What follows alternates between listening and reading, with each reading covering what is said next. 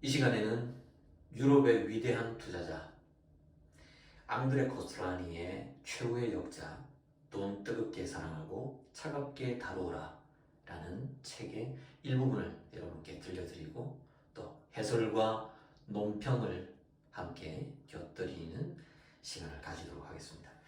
자, 오늘은요 68페이지부터 남아있는 채권에 관한 이야기를 여러분들께 들려드리겠습니다. 채권, 중요한 투자 대상. 대다수의 사람은 채권을 고정금리의 증권이라고 부르기도 하며 확실하고 안정된 투자 수단으로 여긴다.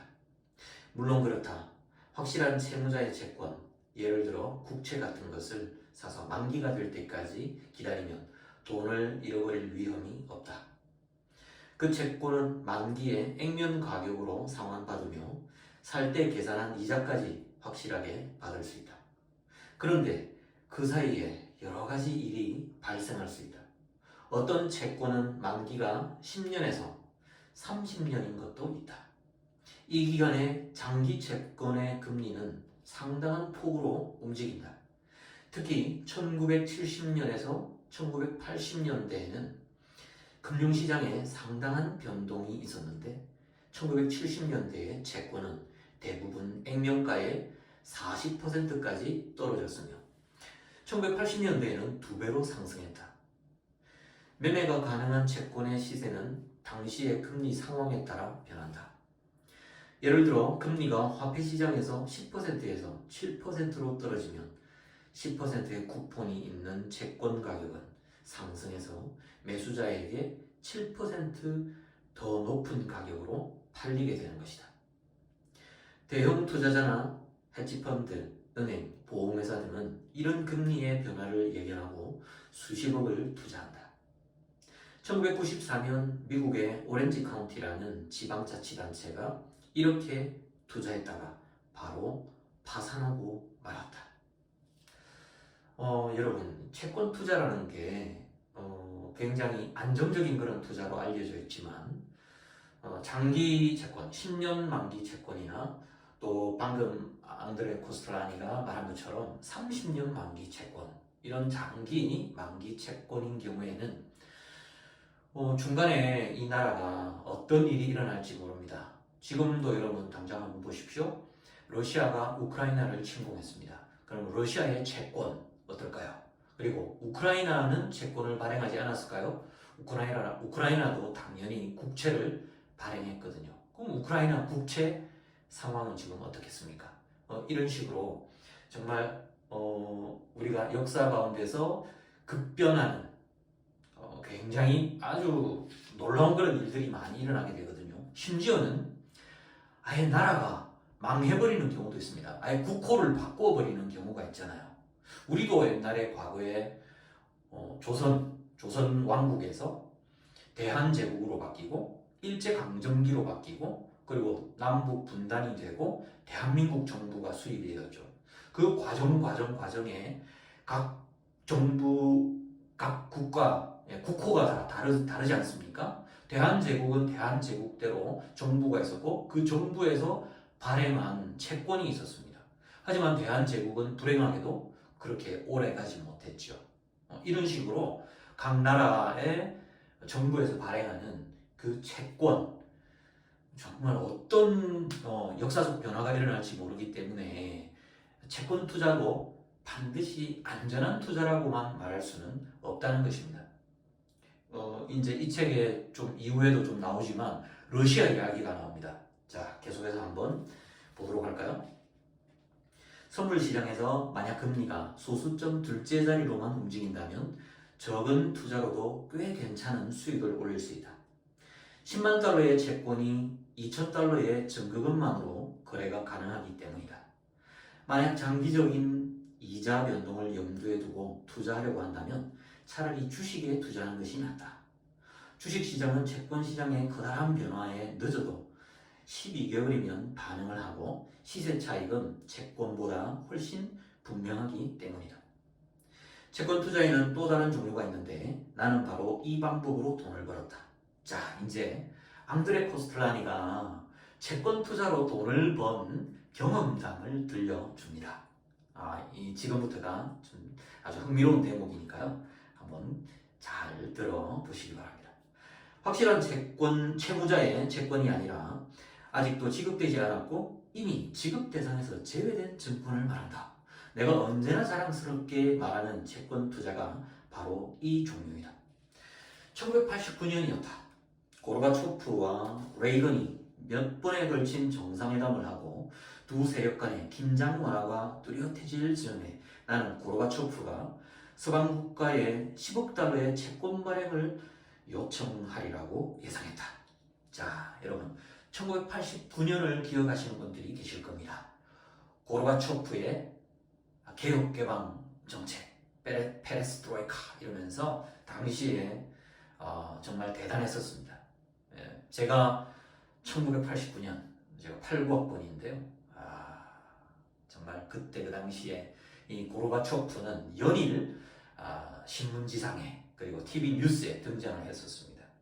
자, 바로 그때 이야기입니다.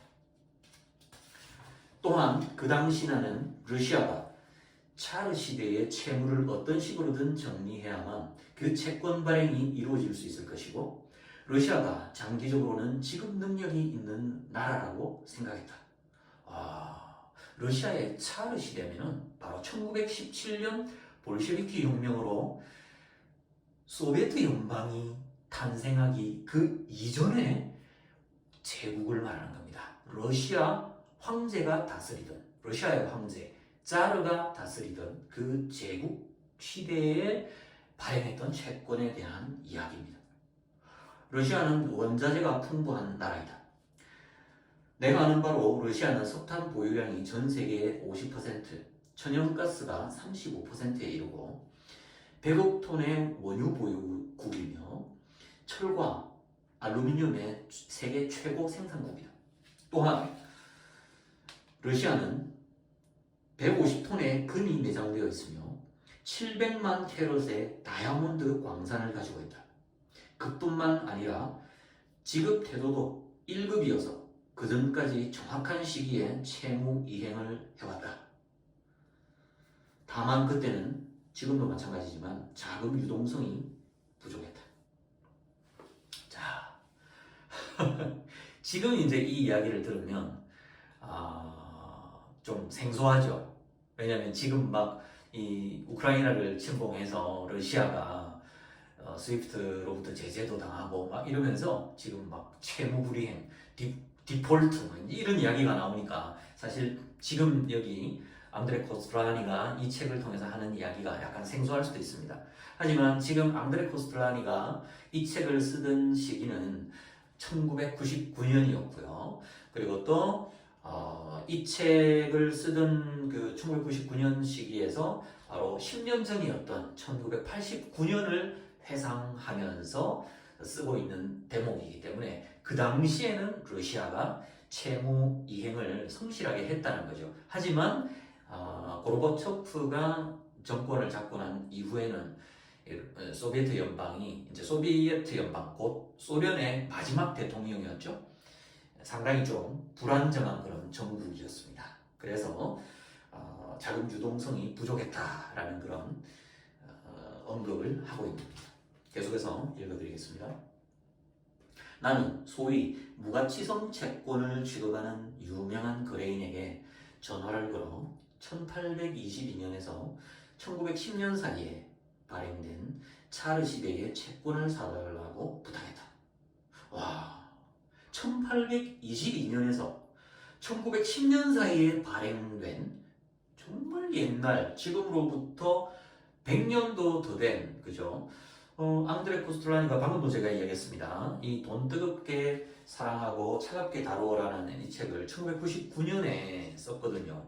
93세에 작고하시기 직전에 집필했던 책이 바로 이 책인데 이 책을 쓰던 그 당시보다도 한 120년 전, 아니죠, 1822년도 거니까 와, 지금으로부터는 약 200년 전부터 발행한 러시아 제국 시대의 채권이라는 겁니다. 왜 이런 채권을 사달라고 부탁했을까요? 이 채권은 사실상 시장에서 거의 매매가 되지 않고 있었다.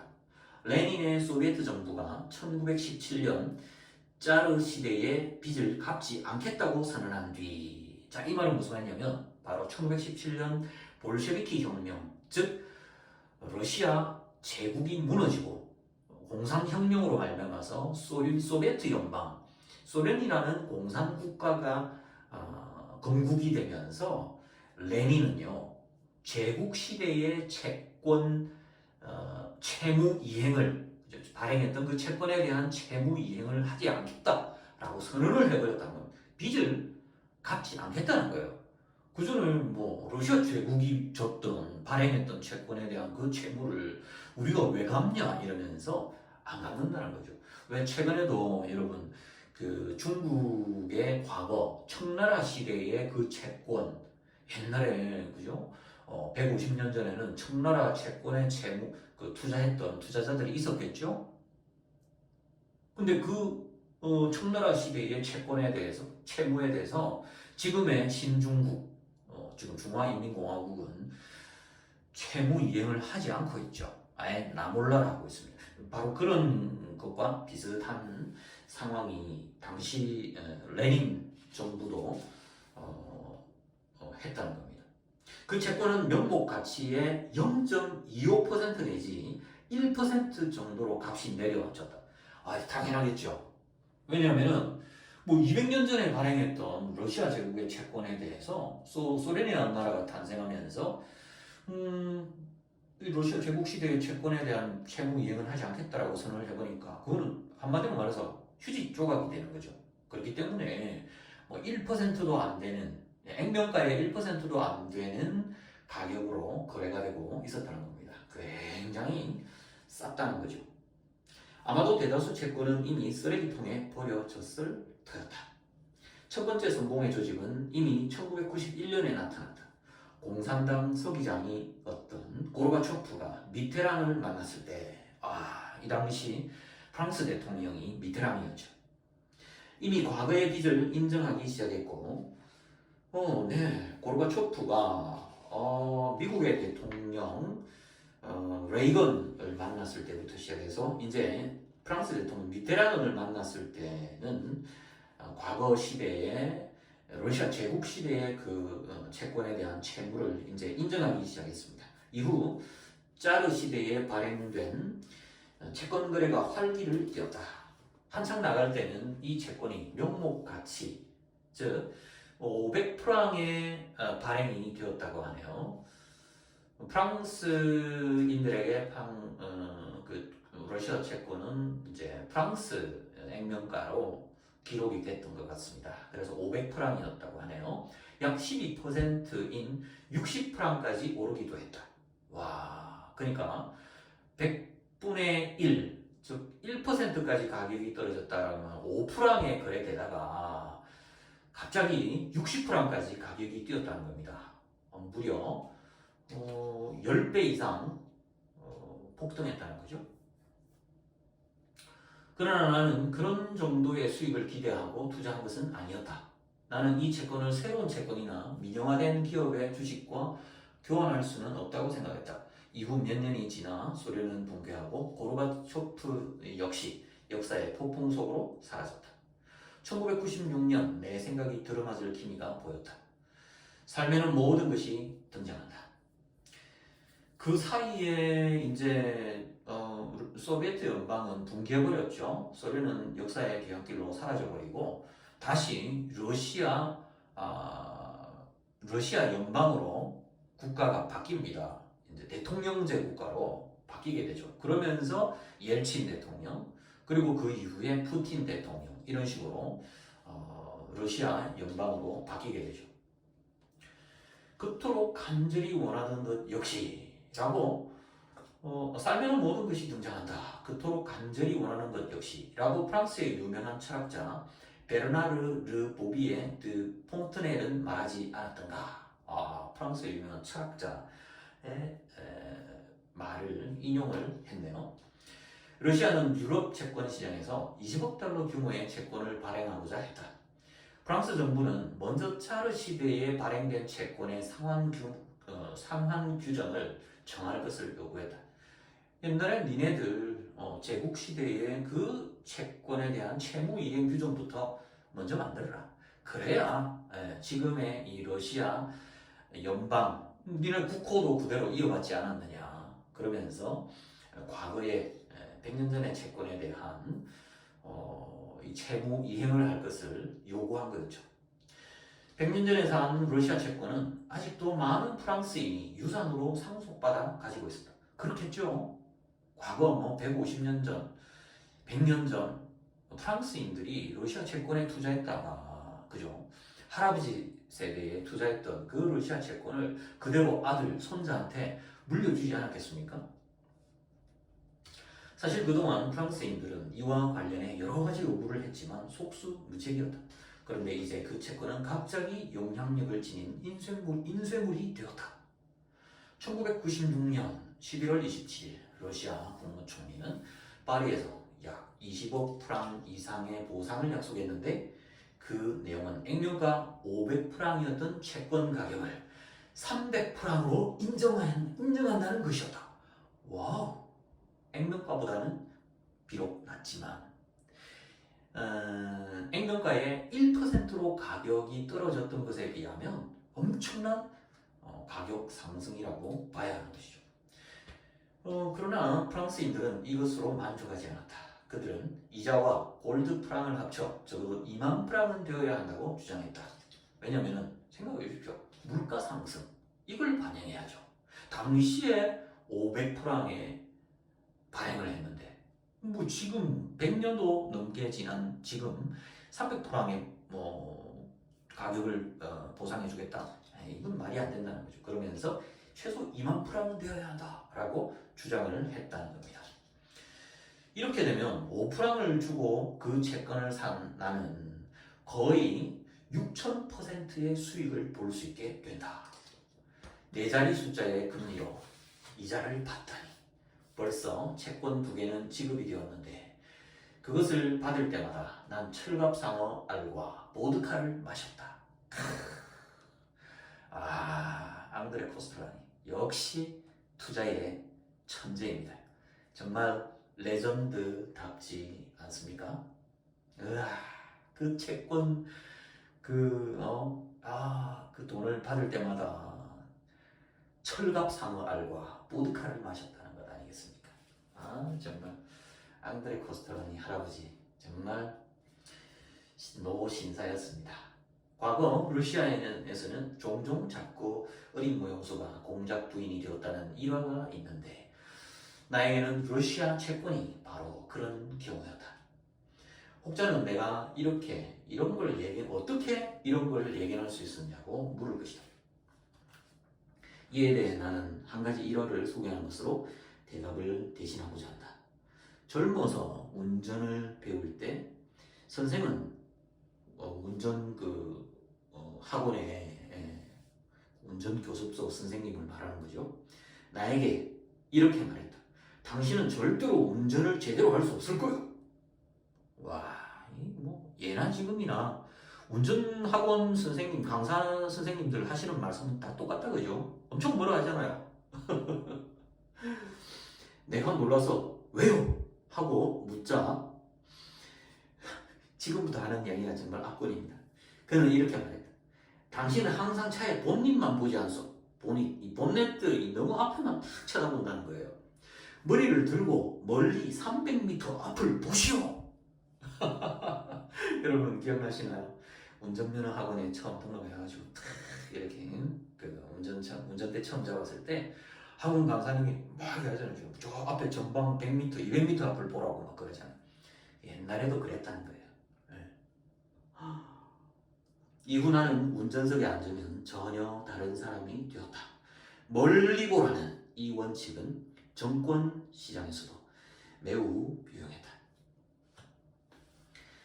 최근에도 사람들은 내게 새로 출현하는 시장, 즉 이머징 마켓에 투자하느냐고 묻는다.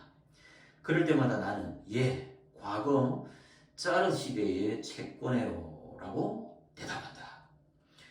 대다수의 투자자가 이것을 이미 한물간 사기 행각이라고 생각한다는 것을 적어도 나는 그들의 얼굴에서 읽을 수 있다.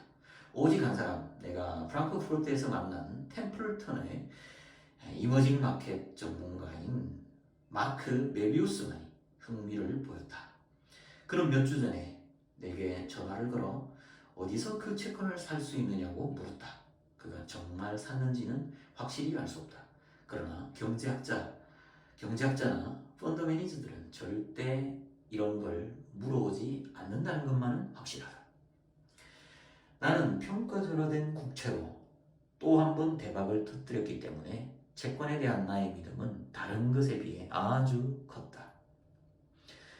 그 또 한 번의 대박은 내가 전쟁 이후 사들인 독일의 영채권이 가져다 주었다. 이게 채권 이름이 좀 특이하네요. 영채권입니다. 그 젊은이 할 때 그 영입니다. 영국의 영자가 아니고요.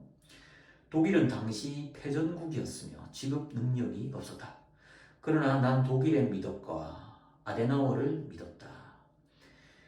독일이 언젠가는 그들의 빚을 갚을 것으로 생각했다. 아데나워는 내가 생각했던 것보다 훨씬 대단한 인물이었다. 왜냐하면 그는 프랑화로 발행한 영채권을 달러나 영국 파운드 채권인 것처럼 상환했기 때문이다. 프랑화는 전쟁 때 완전히 그 가치가 하락했었다. 아데나워는 독일과 프랑스의 우정에 대한 굳은 믿음을 가지고 다음과 같이 말했다. 나는 영국인에게는 우량의 파운드로, 미국인에게는 우량의 달러로 지급하면서 프랑스에게만 불량 프랑을 줄 수는 없습니다. 그의 말은 곧 내가 투자한 액수의 140배에 달하는 이익을 의미했다. 과거 2차 세계대전 이전에 발행했던, 즉 히틀러 시대에 발행했던 그 독일 채권을 아주 싼 가격에 샀다가 무려 140배의 수익을 보고 유유히 팔고 나왔다는 겁니다. 와, 여러분, 이 채권 투자에 이런 신박한 투자 방법이 있었다는 거, 이거 여러분 혹시 알고 계셨습니까? 참 재미난 내용 아니겠습니까? 우리가 일반적으로 채권 투자 이러면 좀 지루하고 정말 안정적인 그런 투자이지만 지루하다라는 이런 선입견이 강했는데, 오히려 앙드레 코스톨라니가 들려주는 바로 이런 채권 투자에 관한 이야기를 읽다 보면 상당히 흥미로운 지점을 발견할 수 있게 되는 것 같습니다. 자, 그러면 다음 시간에도 앙드레 코스톨라니의 돈 뜨겁게 사랑하고 차갑게 다루라 라는 이 책의 좀 흥미로운 부분들 제가 읽어드리면서 해설과 논평을 곁들여서 여러분들께 방송으로 들려드리도록 하겠습니다. 자, 책을 읽고 해설하고 논평하는 그런 방송이기 때문에 제가 자막은 넣지 않도록 하겠습니다. 그리고 오늘도 보면 23분이 넘는 좀 긴 분량이기 때문에 자막은 제가 올리지 않고 방송을 진행할 테니까요. 앞으로 독서 논평에 관한 이 방송은 자막 없이 방송이 진행된다는 거 양해해 주시길 바랍니다. 특히 주무시기 전에 여러분들께서 이런 방송을 켜놓고 주무시게 되면 그냥 볼륨 조금 낮춰놓고요. 제가 찬찬히 책 읽어드리는 그 톤으로 이제 방송을 진행할 테니까 주무시기 전에 자장가처럼 들으시면서 숙면용으로, 취침용으로 이 방송을 앞으로 들어주시면 좋을 것 같습니다. 자, 그러면 편안한 휴일 밤 되시길 바랍니다. 내일부터 또 월요일인데요. 힘찬 한 주 시작하시길 바랍니다. 여러분 안녕히 계십시오. 감사합니다.